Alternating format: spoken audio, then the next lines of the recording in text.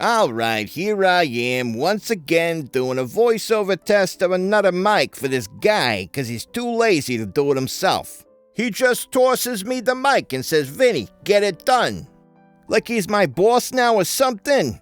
And he's always breaking my balls. F***ing guy. Cause you know what? I got better things to do. Like making a couple of snowballs to replace the ones he blew up a while back. I mean, this guy's a real snowplower, if you get my meaning. But all of that said, the guy does give me good gear, and there's nothing better than good gear. Everybody who's anybody knows that. So all in all, it's a good gig. Anyway, here's the sE6160, and you know, if he threw me the mic, it's gotta be good. Sayonara, Jagoffs. Today we're checking out the new SE Electronics sE6160 shotgun microphone. In fact, you're hearing it right now. It's a bit of nerdy stuff, and it starts now. So, good day and welcome to the Time Preservation Society. I'm Hans Gruber.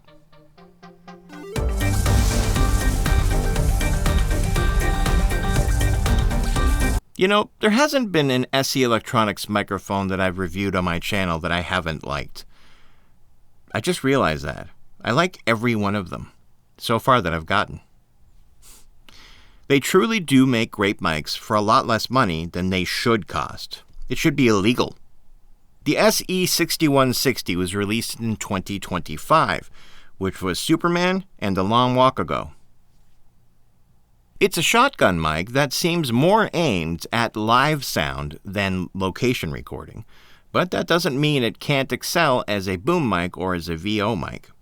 It comes in a really nice semi-hard zippered case with all the usual stickers and literature. It also comes with a mic clip and a foam windscreen, of course. The mic itself looks kinda like a DPA mic.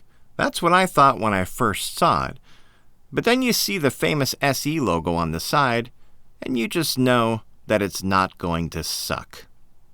It's an interference-resistant, all-die-cast build with the various interference tube gills along the sides. The capsule inside is a handcrafted, true condenser, gold-sputtered supercardioid capsule. On the sides here, we have a couple of recessed switches. The first is an attenuation switch that will pad the mic by either 0, 10, or 20 decibels. The second switch is a low-cut filter switch where you can choose flat, minus 80 Hz, or minus 160 Hz. The mic has a self-noise of 13 dBA, a max SPL of up to 157 dB with the pad switches engaged, and has a frequency range of 20 Hz to 20 kHz. But the mic only weighs 110 grams, so it's very, very light. It measures... Oh, hold on a second. Let me just find my trusty old measuring tape here. You know, this measuring tape was first used by a smooth-talking, handsome man named Danny Ocean when he broke into the Bellagio in Vegas and pulled off one of the greatest heists of all time. I picked it up from a cool dude named Rusty Ryan, I think, who was constantly snacking on something. That was back in 2001, I think. Anyway, it measures 250 millimeters long and 20 millimeters in diameter. So let's hear this in the booth so we can get a good idea of how it'll sound for VO work, at least on my voice. Let's go. All right, so we're in the booth right now with the SE Electronics sE6160. And this is what it sounds like in a booth setting. It is a very light mic, and I really enjoy that it's so light. Listen to that sizzle. I mean, it's got some beautiful sizzle. Anyway, so this is what it sounds like on regular. Now, I've got myself a little screwdriver here so I can switch the switches here because it's not as simple as switching the switches with your fingers. You got to use a tool because they're recessed. So let's try some different stuff. All right, so that should be the 80 Hertz roll-off, which is very usable, I will say. that is usable. Okay, so that's what it sounds like. That's the 80. And let's go now to the 160, which should be unusable for voice, I think. And that's 160. Lost all that low end.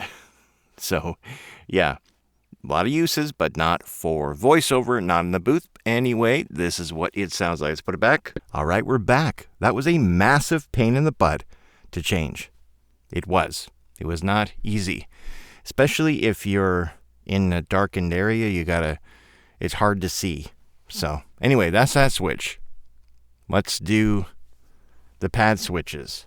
I mean, you gotta. All right, so now you're hearing the 10 dB pad. There you go. 10 dB's off. That's what it sounds like. Poop. Let's try 20. And now you're hearing 20. 20! 20! 20 works well. All right, back. Are we back? I think we're back. All right, so that did what it said, and it was easier for some reason to change the pad than it was the other one, the roll off. Anyway, let's go back to the video. But how will it sound outside in a blimp, I wonder? Well, let's do that. All right, so we're outside in someone's backyard, and I'm just testing out this mic to see how it sounds. Got a really busy roadway over here. Let's hear it from the side so we can hear what it sounds like from the side. See how the noise canceling happens. From the other side, here's the back. Test 1, 2, test. And here's the front. And if you were to boom it, I mean, it would be way out. I should probably have had a boom pole out here, but I didn't think of it. So yeah, this is what it sounds like outside. This is the sound of the sE6160. All right, back to the video. You can grab a single SE Electronics sE6160 right now for $499 USD. It's a good price. You can also grab them as a pair for exactly double the price. Why build one when you can build two for twice the price? Jokes aside, I think it's a great price for a great mic. While SE Electronics initially designed this mic for use in live crowd miking, so the audio could be fed into the IEMs of performers to hear the audience, it does exceptionally well with boom miking and VO recording, as you just heard. It's actually quite impressive. I did not think... I mean, if you pick up, like, I don't know, an NTG, NT4, NT5, NTG5, whatever, the Rode ones that are very popular that people have, and, you know, a lot of people like those mics, and then you listen to this, yeah, this one wins every time. NTG3, that's a little different. That is a special mic, I think. But this is nice. A question you might have is, does it replace a 416 for location recording? No. The 416 is not just a boom mic, it also has weather sealing. So it can be used outside, in the rain, or any weather. I mean, you could take the 416 out in snowy, blizzardy weather, or hot, humid, or dry climate, or in the sand, or even dunk it underwater. You could even kick the crap out of it, or you could beat it with a Shure KSM32, and it'll still work until the planet blows up. I'm not sure the sE6160 has any weatherproofing at all. And if it does, there's no marketing literature indicating that it does. So I expect that it is very, very not weather sealed. So no, it can't replace a 416 on location, because that's when you would use a 416 these days. When you don't care, when you need that, we need something that'll just be resilient no matter what you're doing. That's when you use a 416 these days. But can it replace a 416 in the booth? Possibly. Unless your client asks specifically for a 416, in which case you'll need a 416. Is it worth $500? Yes, I think it definitely is.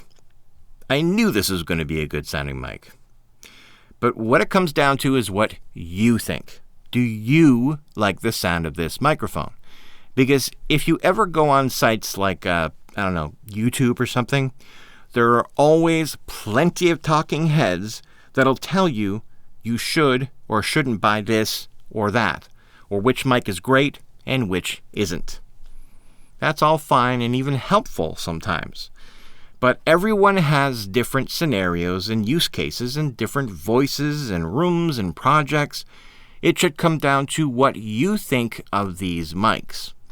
And if you've watched my videos for these last however many years, you might be used to hearing what my voice sounds like, and you can, judge a mic based on my voice. Great. I hope it helps. I'm only here to show you how it worked with me and on my voice, in my scenarios, and on my projects. Only you can choose what's right for you. So I'm going to soon be taking a short break from reviewing new gear after I get through this pile of gear I got back here that was sent to me, and focus on more comparison videos because I have a bunch of them in queue, but have to push them back to get through all this new gear. So I've kind of been telling companies, hey, hold on, I got stuff to do. I got to catch up with some other videos that you guys have all been asking for. So I'll be doing a proper shootout with this mic against the 416 coming very soon. And even the D80S mic 2, I have that. We can shoot that out as well. And other mics that everyone's been asking me for comparison videos, and I will absolutely do those. But for now, let me know what you think of the SE Electronics sE6160 in the comments below. I want to know what you think of this, for real, because I really like it. It's a bit sibilant, but yeah. Oh yeah, the fart rating. 4.5 farts. 4.5 farts. I took off half a fart because I wanted it to be weatherproof. But that's my own use case value meter. Yours may differ. It'll be a solid 5 for you, I'm sure, for many of you. Well, that'll just about do it for all of me here at the Time Preservation Society. I'm an exceptional thief, Mrs. McLean. Bye now. In transmission. Yes, quite a nice mic. Quite a nice mic indeed. I'm not gonna know. I'll think you should buy it. Bye. Watch these videos. That's what I'm supposed to say. Watch them.